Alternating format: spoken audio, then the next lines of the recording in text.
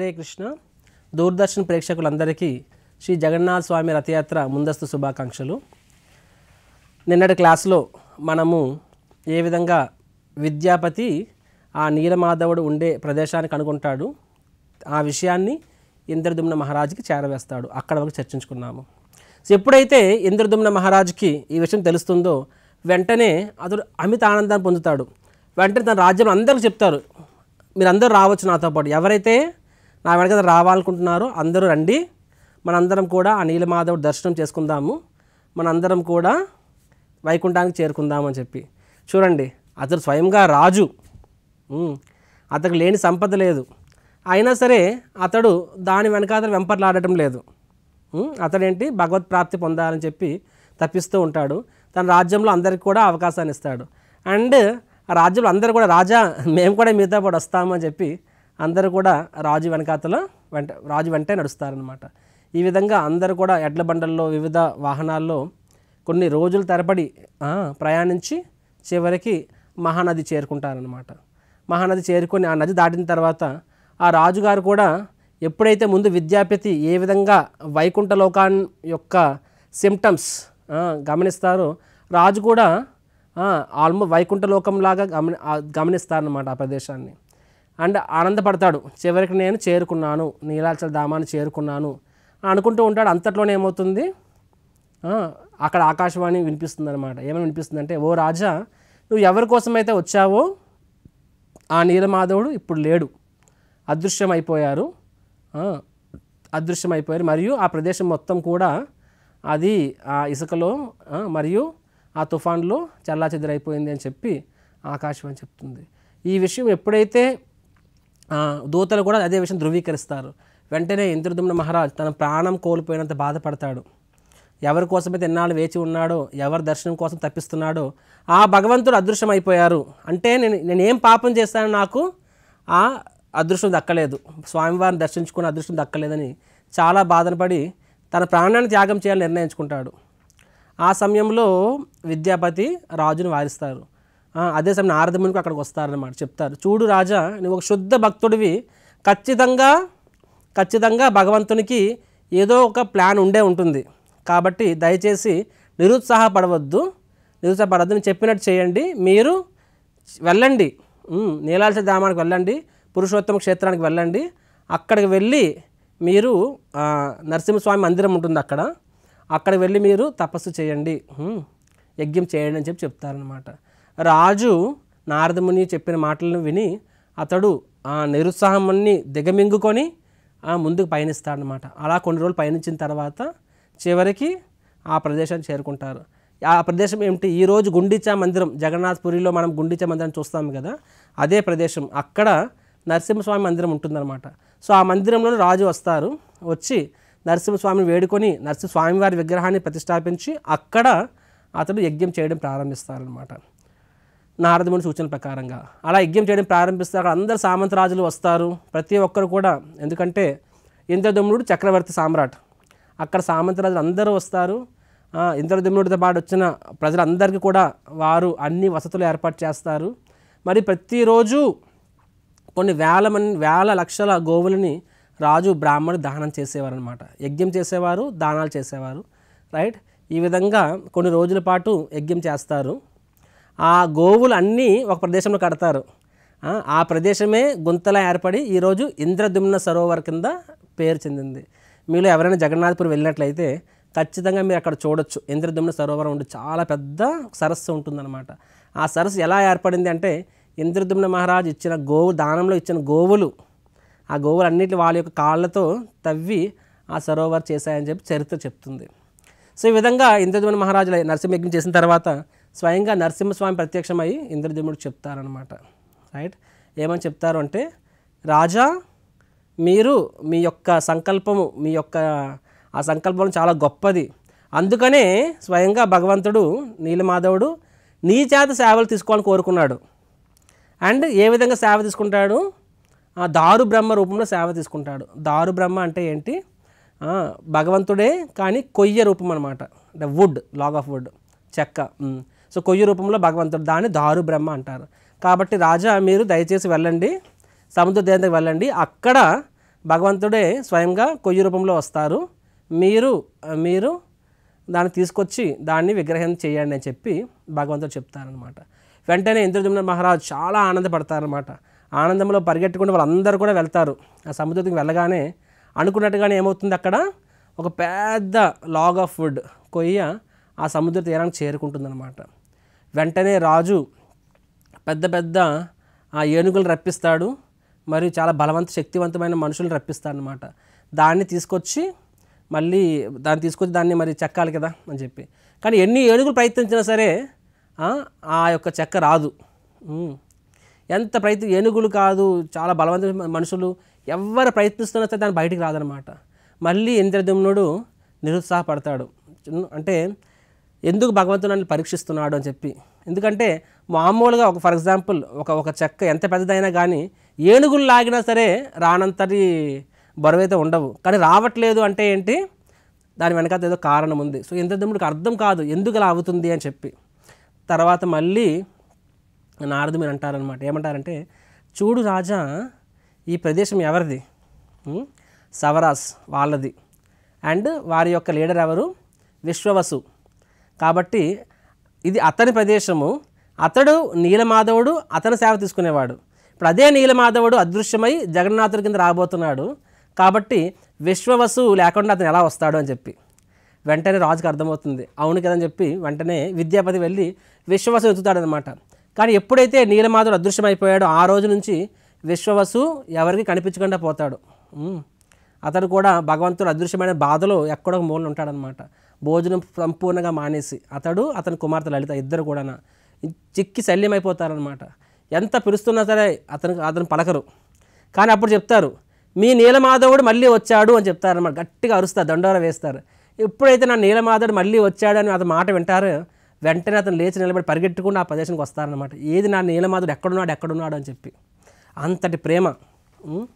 అప్పుడు చెప్తారు, నీ నీలమాధవుడు దారు బ్రహ్మ కింద మారి సముద్రం ఒడ్డు మీద ఉన్నారు అని చెప్తారనమాట. వెంటనే సముద్రం ఒడ్డుకి వెళ్తారు. అండ్ నారదముని చెప్తారు కదా, అతడు ఆ దారు బ్రహ్మ అంటే ఆ కొయ్యని తీసుకొస్తాడని చెప్పి. అక్కడున్న చాలా బలవంతమైన శక్తివంతమైన సేవకులు ఉంటారు, వాళ్ళందరూ నవ్వుతారనమాట. ఏంటి ఈ అస్థిపంజరంలా ఉన్న ఈ మనిషి మేము మోయలేకపోతున్నాము, ఇతడు దీన్ని తీసుకొస్తాడా అని చెప్పి. కానీ అతను చూస్తాడు ఆ కొయ్యని, వెంటనే కౌగులించుకుంటాడనమాట. మనకు అనిపిస్తుంది భగవంతుడు ఏంటి కొయ్య రూపంలో ఉండడం ఏంటి అని చెప్పి. కానీ శుద్ధ భక్తుడికి ఆ కొయ్య అనేది భౌతికమైన వస్తువు అది, కానీ దానిలో భగవంతుడు ఉంటాడు. అది మనకు తెలియకపోతే శుద్ధ భక్తుడు తెలుస్తుంది. సో విశ్వవసు ఆ కొయ్యని చూడగానే ప్రేమతో దాన్ని పట్టుకొని తన ఒంటి చేత్తో దాన్ని మోసుకొని పరిగెట్టుకుంటూ గుండెజ దగ్గర తీసుకెళ్తాడనమాట. చూడండి, ఎన్నెన్నో ఏనుగులు లాగితే రానిది, అండ్ ఎన్నెన్నో శక్తిమంది బలవంతులైన వ్యక్తులు లాగితే రానిది ఒక సాధారణమైన వ్యక్తి, అది కూడా ఎటువంటి ఆహారము మరియు నీరు లేక చిక్కి శల్యమైన వ్యక్తి ఒంటి చేత్తో దాన్ని మోసుకెళ్ళిపోయాడంటే దాని అర్థం ఏమిటి? అది భగవంతుడు భయానికే భయం పుట్టించగలడు శ్రీకృష్ణుడు, రైట్. కానీ అదే భగవంతుడు తన తల్లి యశోదామాయిని చూస్తే భయపడతాడనమాట, రైట్. ఇంగ్లీష్లో he is feared by the fear personified and still is fearful of mother Yashoda. భయానికే భయం, అలాంటి భగవంతుడు తన తల్లిని చూస్తే భయపడతాడు. దీన్ని ఎలా అర్థం చేసుకోవాలి అంటే, భగవంతుడు ఎవరైతే తనని శుద్ధమైన ప్రేమతో తను ఆరాధిస్తారో అటువంటి వ్యక్తికి భగవంతుడు దాసోహం అయిపోతాడనమాట, రైట్. కాబట్టి యశోదామయి తన శక్తితో కాదు, తన ప్రేమతో కృష్ణుని బంధిస్తుంది, అవునా కదా, రోకలికేసి కట్టేస్తుంది. ఎలా సాధ్యం? ఈ ప్రపంచంలో ప్రతి భక్తుడిని బంధనాలను విప్పేవాడు భగవంతుడు. అటువంటి భగవంతుడే బంధించబడ్డాడు. ఎలాగంటే యశోదామయ ప్రేమ. కాబట్టి ప్రేమ అనేది భక్తి మార్గంలో అత్యంత ముఖ్యమైనదన్నమాట. బలము, శక్తి, డబ్బు, ఐశ్వర్యము, అందము, చదువు, సంపద, వారసత్వం ఇదేమీ చేయలేనిది ప్రేమ అనేది చేయగలదు. ఎందుకంటే భగవంతుడు ప్రేమకు బంధింపబడతాడు. కాబట్టి ఆ యొక్క కొయ్య అనేది స్వామివారి కొయ్య రూపంలో ఉన్నారు. దాన్ని ఈ బలవంతులు మొయ్యలేకపోయారు. కానీ ఆ విశ్వవసు అనేవాడు తన ప్రేమతో దాన్ని అతి సునాయాసంగా మోసుకెళ్ళిపోయి గుండిచ మందిరం, ఈరోజు మన గుండిచ మందిరం ఎక్కడైతే ఉంటుందో అక్కడ ఆ సింహాసనం మీద దాన్ని స్థాపిస్తారనమాట. అని అందరూ బయట ఉంటారు, ఆశ్చర్యపోతారు. వాళ్ళకి నమ్మశక్యం కాదు ఈ వ్యక్తి అంటే గాలి వస్తే ఊగిపోయే వ్యక్తి ఎలా మోసాడు అని చెప్పి. కానీ వాళ్ళకి తెలుస్తుంది, అంటే ఆ విశ్వవసు యొక్క శుద్ధ భక్తి వాళ్ళకి అర్థమవుతుందన్నమాట. వెంటనే విశ్వవసు ఆ కొయ్యనే పట్టుకొని కొయ్యను ముద్దాడుతుంటాడు. ఎక్కడికి వెళ్ళిపోయావు, అక్కడ ఎన్నాళ్ళు నేను వదిలి ఎందుకు వెళ్ళిపోయావు, ఇది మాట్లాడుతూ అక్కడే ప్రాణం విడిచిపెట్టేస్తాడనమాట విశ్వవసు. అందరూ చూస్తారు, ఆశ్చర్యపోతారు. తర్వాత నెక్స్ట్ ఇప్పుడు ఆకాశవాణి చెప్తుంది, ఇప్పుడు ఈ యొక్క దారు బ్రహ్మ ఈ కొయ్య నుంచి మీరు జగన్నాథ్, బలదేవ్, సుభద్ర మహారాణి విగ్రహాలను చెక్కాలి అని చెప్పి. సో వెంటనే రాజువారు దండోరా ఇస్తారనమాట, తీసుకురండి అని చెప్పి. కార్పెంటర్స్ అంటే చెక్కుతారు కదా శిల్పులని అని చెప్పి. ఎంతోమంది శిల్పులు వస్తారు, వడ్రంగి శిల్పులు వస్తారు, ఎంతోమంది వస్తారు. కానీ ఎవ్వరు కూడా దాని మీద ఒక గీత కూడా వేయలేకపోతారనమాట. వారు సుత్తి మరియు ఆ చిజల్ పట్టుకొని చెక్కుతూ ఉంటే ఆ చిజల్స్ విరిగిపోతూ ఉండేవి అనమాట. సుత్తి శానం ఏదో అంటారు, అది విరిగిపోతూ ఉండేవి. మామూలుగా రాళ్ళను పెట్టి కొడితేనే రాళ్ళే విరిగిపోతాయి, అంత గట్టిగా ఉంటాయి అవి ఆ శానం అనేది. కానీ ఇక్కడ ఇది చెక్క మాత్రమే, చెక్క అయినా సరే ఆ చెక్కకి దెబ్బకి సుత్తి మరియు శానం విరిగిపోతున్నాయి తప్ప ఆ చెక్క కనీసం గీత కూడా పడట్లేదు. ఎంతోమంది వస్తారు, ఎవ్వరు వచ్చినా సరే దాని మీద ఒక గీత కూడా పెట్టలేకపోతారనమాట. మళ్ళీ ఇంద్రద్యుమ్న మహారాజు మళ్ళీ నిరుత్సాహపడతాడు. చూడండి, భగవంతుని సేవ మనం కొన్నిసార్లు భగవంతుని సేవ చేస్తూ ఉంటాము, అనిపిస్తూ ఉంటుంది, దాంట్లో కూడా ఎదురు దెబ్బలు తగులుతూ ఉంటాయి. అనుకుంటాము, అరే నేను నా కోసం చెయ్యట్లేదే, భగవంతుని కోసం చేస్తున్నానే, అయినా సరే ఎందుకు నాకు ఎదురు దెబ్బలు, ఎందుకు నాకు ఇంత నిరుత్సాహం, భగవంతుడు ఎందుకు నాకు సక్సెస్ ఇవ్వట్లేదు అని చెప్పి. దీని అర్థం ఏంటంటే మనం భగవంతుని సేవ చేస్తున్నాం కదా అని చెప్పి మనకు అన్ని విజయాలు వస్తాయని కాదు. భగవంతుని సేవలో కూడా ఎదురు దెబ్బలు తగులుతాయి, నిరుత్సాహం వస్తుంది. ఎందుకు వస్తుంది అంటే అది మనకు పరీక్ష అనేది. ఇప్పుడు టీచర్ అని ఎందుకు పెడతాడు, ఆ పరీక్ష దాటితే నువ్వు ప్రమోషన్ వస్తుంది. అదేవిధంగా భగవంతుడు మన భక్తి జీవితంలో, మన భక్తియుత సేవలో వివిధ స్థాయిల్లో పరీక్ష పెడుతూ ఉంటారన్నమాట. ఆ పరీక్ష తట్టుకుని నిలబడగలవా చెక్ చేస్తారు. నువ్వు ఆ పరీక్ష తట్టుకుని నిలబడగలిగినప్పుడు అప్పుడు భగవంతుడు అర్థమవుతుంది నీకు యోగ్యత ఉంది అని చెప్పి. అప్పుడు భగవంతుడికి ఇంకా ఎక్కువ శక్తిని ఇస్తాడు, నీ చేత ఇంకా గొప్ప పనులు చేయించుకుంటాడు. ఇదే విధంగా ఇక్కడ ఇంద్రద్యుమ్న మహారాజుకి ఇంక మళ్ళీ పరీక్ష పెడుతున్నాడు అనమాట. ఏంటది, ఆ దారు బ్రహ్మ నుంచి స్వామివారి విగ్రహాలు చెక్కాల్సి రావాల్సి వచ్చినప్పుడు ఎంత ప్రయత్నిస్తున్నా సరే ఆ చెక్కని కనీసం ఒక గీత కూడా పెట్టలేకపోతున్నారు. మళ్ళీ ఇంద్రద్యుమ్నుడు నిరుత్సాహపడతాడు. అయినా సరే మళ్ళీ భగవంతుని వేడుకుంటాడు, స్వామి దయచేసి నాకు మార్గాన్ని చూపించు అని చెప్పి. అప్పుడు స్వయంగా భగవంతుడే వస్తాడనమాట. భగవంతుడే ఒక శిల్పి రూపంలో వస్తారు. అతని పేరే అనంత మహారాణా అని చెప్పి. అతడు చెప్తాడు, చూడు రాజా, నేను చెప్తాను 3 విగ్రహాలు తయారు చేస్తాను, కానీ ఒక షరతు, 21 రోజులు పడుతుంది నాకు ఈ విగ్రహాలు చేయడానికి. అండ్ 21 రోజుల పాటు ఈ యొక్క నాకు ఒక క్లోజ్డ్ రూమ్ కావాలి. అండ్ ఆ రూమ్లో ఎవ్వరు కూడా రాకూడదు. నా పని మధ్యలో ఎవ్వరు వచ్చినా సరే నేను అక్కడే ఆ పని విడిచిపెట్టి వెళ్ళిపోతాను అని చెప్పి, ఎవ్వరు కూడా నన్ను డిస్టర్బ్ చేయకూడదు అని చెప్పి చెప్తారు. దానికి రాజు మరియు రాణి, ఇంద్రద్యుమ్న రాజు యొక్క భార్య పేరు గుండిచా మహారాణి అనమాట, రైట్. సో ఆవిడ ఇద్దరు కూడా సమ్మతిస్తారు.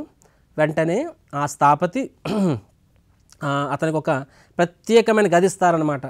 అన్ని ద్వారాలు మూసేస్తారు, ఆదేశిస్తారనమాట. ఎవ్వరు కూడా రాజ్యంలో ఎవ్వరు కూడా దాని దరిదాపులకు వెళ్ళకూడదు, ఎవ్వరు కూడా ఆ స్థాపతిని డిస్టర్బ్ చేయకూడదు, ఆ రూమ్ తెరవకూడదు అని చెప్పి. అలా 1 రోజు గడుస్తుంది, 2 రోజులు గడుస్తుంది. గుండిచా మహారాణికి అర్థం కాదు ఏమంటే, అరే ఇంత పని చేస్తున్నాడు ఈ స్థాపతి, కనీసం భోజనం తీసుకోవాలి కదా, ఒక్కసారి కూడా బయటికి రావట్లేదు, మంచినీళ్ళు తాగట్లేదు, ఆహారం తీసుకోవట్లేదు, ఇది ఎలా పని చేస్తున్నాడు అని చెప్పి.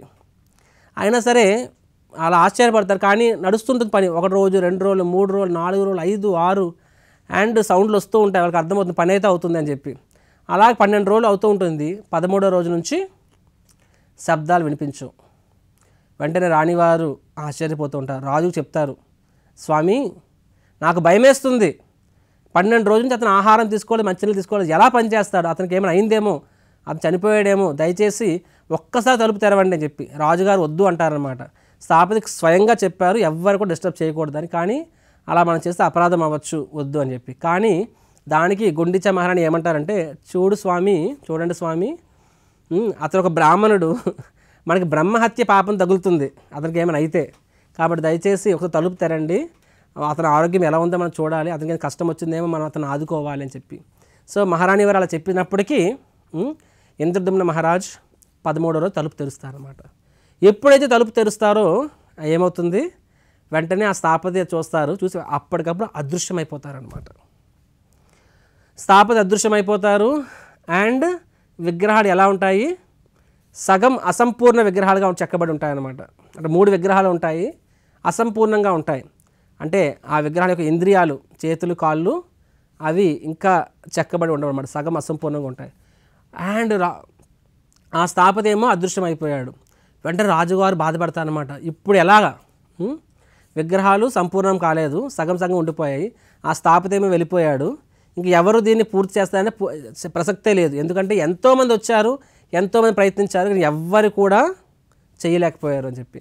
కాబట్టి ఇప్పుడు స్వామివారు అసంపూర్ణంగా ఉండిపోయారు, పెద్ద అపరాధం అని చెప్పి మళ్ళీ ఇంద్రద్యుమ్న మహారాజ్ మళ్ళీ బాధపడతాడనమాట. బాధపడి ఈసారి ఇంత పెద్ద అపరాధానికి కారకుడైన నేను, నాకు బతికే అర్హత లేదు, కాబట్టి నేను నా ప్రాణం ముగిస్తానని చెప్పి ఇంద్రద్యుమ్న మహారాజ్ నిర్ణయించుకుంటారనమాట. గుండిచాదేవి కూడా. అప్పుడు అక్కడికి మళ్ళీ నారదముని వారు అక్కడ ప్రత్యక్షమవుతారు. అప్పుడు చెప్తారు, చూడు రాజా, నీ యొక్క సేవ అసంపూర్ణం కాదు, వాస్తవానికి చెప్పాలి అంటే నీ సేవ సంపూర్ణమైంది. అంటే నీ సేవ దాన్ని ఏమంటారు, ఫ్రూట్ఫుల్, ఫలించింది అని చెప్తారనమాట. దానికి రాజు ఆశ్చర్యపోతారు, అది ఎలాగ నారద అని చెప్పి. దానికి ఏమని చెప్తారంటే, అప్పుడు ఆ విగ్రహాలు అంటే ఆ యొక్క రూపము, ఆ 3 విగ్రహాలు ఏ రూపాల్లో అయితే ఉన్నాయో ఆ రూపం వెనకాతల ఉన్న ఇతివృత్తాంతం చెప్తారనమాట. అది ఎలా అంటే, ద్వాపర యుగంలో శ్రీకృష్ణ భగవానుడు ద్వారకలో ఉండేటప్పుడు, ఇక్కడ ఒక ప్రశ్న రావచ్చు, ప్రభు మీరు చెప్తున్నారు ఈ లీలలన్నీ సత్యయుగంలో అయ్యాయని చెప్పి, సత్యయుగం తర్వాత ద్వాపరయుగం వస్తుంది, త్రేతాయుగం వచ్చి త్రేతాయుగం తర్వాత ద్వాపరయుగం వస్తుంది కదా, మరి ఇప్పుడు సత్యయుగంలో ద్వాపరయుగంలో జరిగే స్టోరీని ఎలా చెప్తున్నాడు నారదముని అని చెప్పి కొంతమంది అడగొచ్చు. దీనికి సమాధానం ఏమిటంటే, ఈ యొక్క యుగాలనే ఉంటాయి చూసారు, అవి ఏంటది దివ్య యుగాలు అంటారు. సత్య, త్రేత, ద్వాపర, కలి, అవి 4టిని కలిపి ఒక దివ్య యుగం అంటారు. అండ్ అలాంటి దివ్య యుగాలు అవి సైకిల్లో ఉంటాయన్నమాట. కలియుగం తర్వాత మళ్ళీ సత్యయుగం వస్తుంది, మళ్ళీ త్రేత, ద్వాపర, కలి, మళ్ళీ సత్య, సైక్లిక్. కాబట్టి సత్యయుగంలో వాళ్ళు చర్చించుకుంటున్నారు, కానీ ద్వాపరయుగం లీలలు చర్చించుకుంటున్నారనమాట.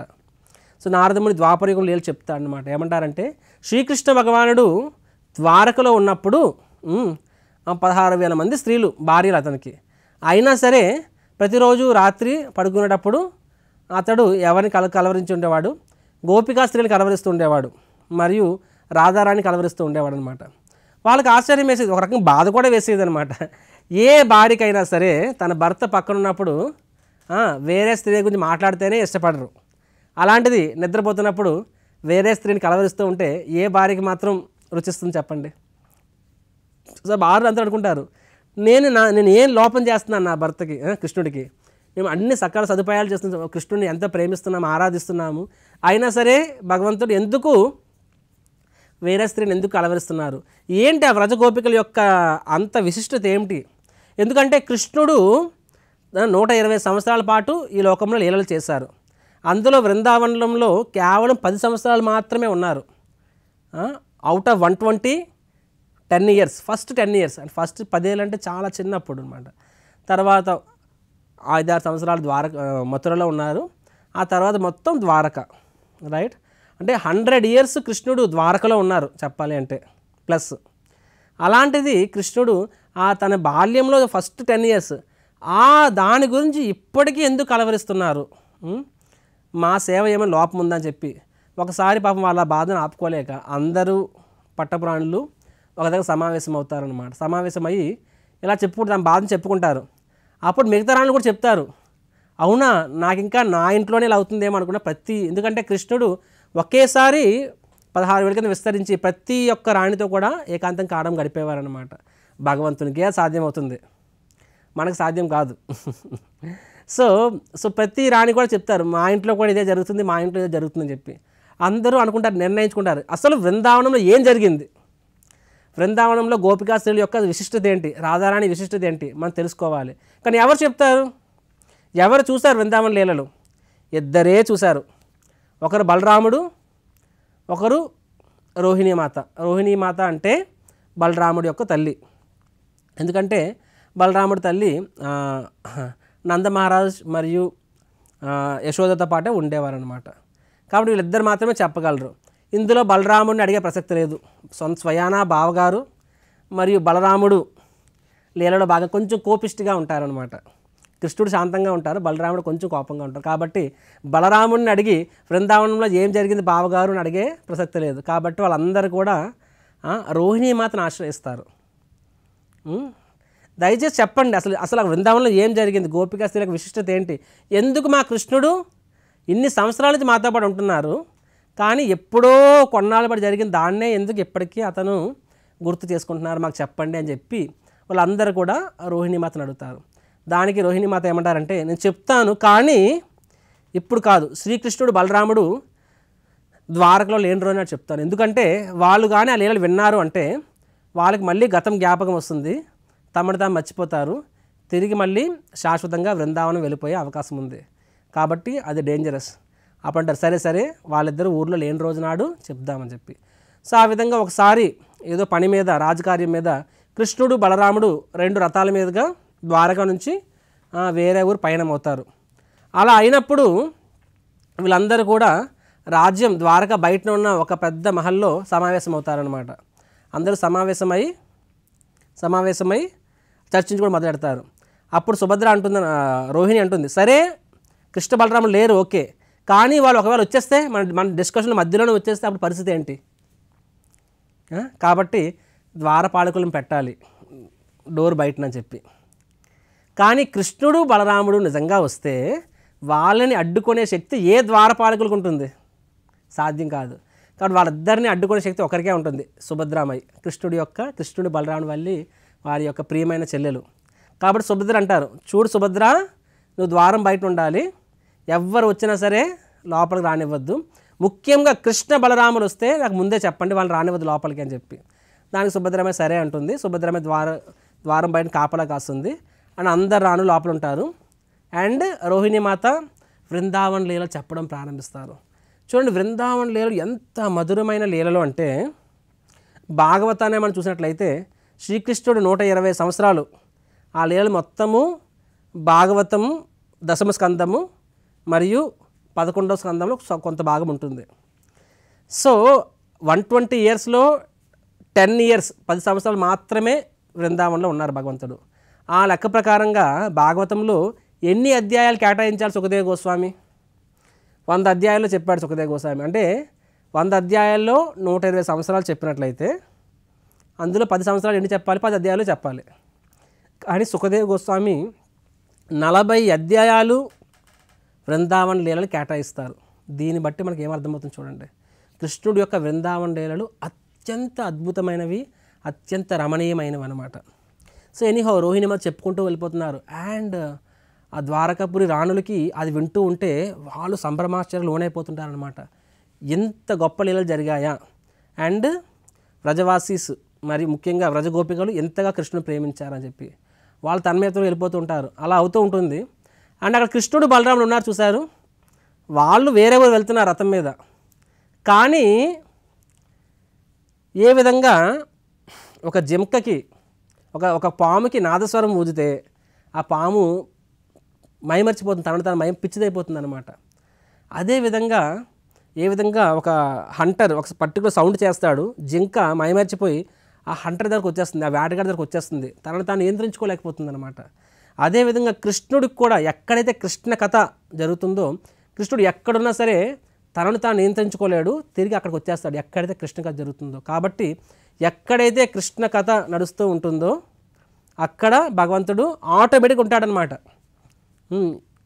నాహం తిష్టామి వైకుంఠే యోగినాం హృదయశువ ఎత్ర గాయంతి మద్భక్త తత్ర తిష్టామి నారద అని భగవంతుడు చెప్పారు.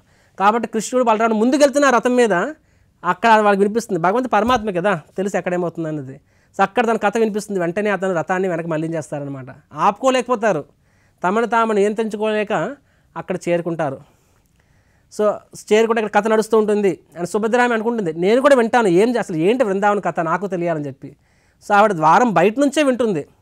అలా వింటున్నప్పుడు ఏమవుతుంది అంటే ఆ కృష్ణ కథగా సంపూర్ణంగా తన్మయత్వానికి వెళ్ళిపోతుంది, తనని తను మైమర్చిపోతుంది. అలా మైమర్చిపోయిన ఏమవుతుంది, వారి శరీరము కంపించుకుపోతుంది అనమాట. కంపించిపోయి కళ్ళు పెద్దవైపోతాయి, చేతులు కాళ్ళు ముడుచుకుపోతాయి అన్నమాట. మనకు అనిపిస్తుంది అదెలా అవుతుంది స్వామి అని చెప్పి, ప్రభు అని చెప్పి. చూడండి, మనకి శరీరం వేరు, ఆత్మ వేరు, అవునా కాదా? కానీ భగవంతునిది సత్యదానంద స్వరూపం, వాళ్ళ శరీరం ఆత్మ వేరు వేరు కాదు. మనకి ఆత్మ పులికించినా సరే శరీరం ఇలాగే ఉంటుంది. కానీ వారికి వారి యొక్క ఆ మనమనేది మామూలుగా మనము సంబరమాశ్చర్యాలు లోనైనప్పుడు కళ్ళు పెద్దవవుతాయి, మనకి రోమాలు లిక్కపరుచుకుంటాయి మనకి, అవునా కాదా? సో వీళ్ళకి కూడా అలాగే ఆ కథ వినేసరికి సంపూర్ణ తన్మయత్వంలో కళ్ళు పెద్దవైపోయి రోమాలను లిక్కపరుచుకొని ఇంద్రియాలు లోపలికి ముడుచుకుంటాయి అన్నమాట. అని కృష్ణమాడు రథం దిగి అక్కడికి వస్తారు, ఆ ద్వారానికి వస్తారు. ద్వారానికి అడ్డుగా సుభద్రామే ఉంటుంది, కళ్ళు పెద్దవే ఉంటుంది. వాళ్ళకి అర్థం కాదు సుభద్ర అంటే ఎలా అయిపోయిందని చెప్పి. దగ్గరికి వెళ్ళినప్పుడు వాళ్ళకు కూడా లోపల జరుగుతున్న కథ వినిపిస్తుంది అనమాట. వాళ్ళు కూడా ఎప్పుడైతే కథ వినడం మొదలెడతారు, కృష్ణ కథ, వెంటనే వాళ్ళు స్టన్ అయిపోతారనమాట. వాళ్ళు కూడా సంపూర్ణంగా తన్మయత్వానికి చేరుకుంటారనమాట. చేరుకొని వెంటనే నెమ్మదిగా కృష్ణుడు కళ్ళు బలరాముడు కళ్ళు కూడా పెద్దవైపోతాయి, వారి ఇంద్రియాలు కూడా సంపూర్ణంగా లోపలికి వెళ్ళిపోతాయి అన్నమాట. అండ్ ముగ్గురు కూడా సుభద్రామయ్య మధ్యలో ఉంటారు.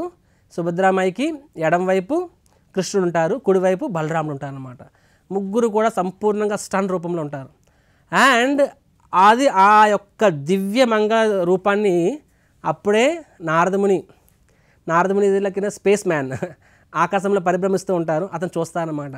వెంటనే అతను ఆ రూపాన్ని, అంతకుముందు ఈ సృష్టిలో ఎవ్వరు కూడా ఆ రూపాన్ని చూసి ఉండరు. వారు వచ్చి నారద వెంటనే భగవంతుడి పాదాలు నమస్కరిస్తారు, స్వామి ఎంత అద్భుతమైన రూపాన్ని చూపించామని చెప్పి. వెంటనే భగవంతుడు మళ్ళీ తేరుకుంటాడు, సాధారణ రూపానికి వస్తారనమాట.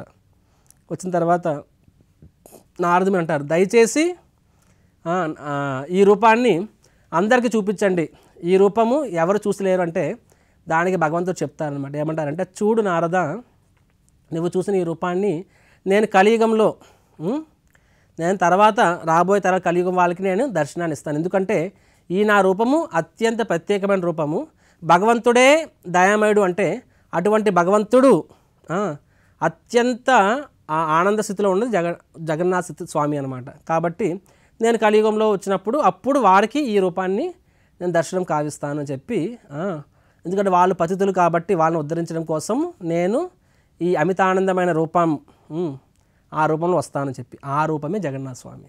సో ఈ విధంగా నారదముని చెప్తారన్నమాట. కాబట్టి ఓ రాజా, ఇప్పుడు ఈ రూపం చూశారు, ఈ రూపము అసంపూర్ణ రూపం కాదు, ఇది యాక్చువల్గా భగవంతుడి యొక్క, శ్రీకృష్ణ భగవానుడి యొక్క రూపమే.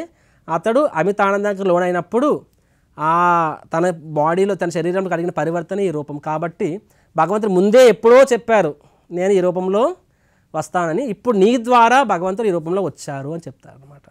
ఆ కథ విని ఇంద్రదమ్ముడు సంతోషిస్తాడు. ఆ తర్వాత ఏమవుతుందన్నది మనము రేపటి శీర్షికలో మనం విందాము. హరే కృష్ణ కృష్ణ కృష్ణ హరే హరే, హరే రామ్ రామ్ రామ్ హరే హరే. జగన్నాథ్ స్వామి కీ జై, జై జగన్నాథ్.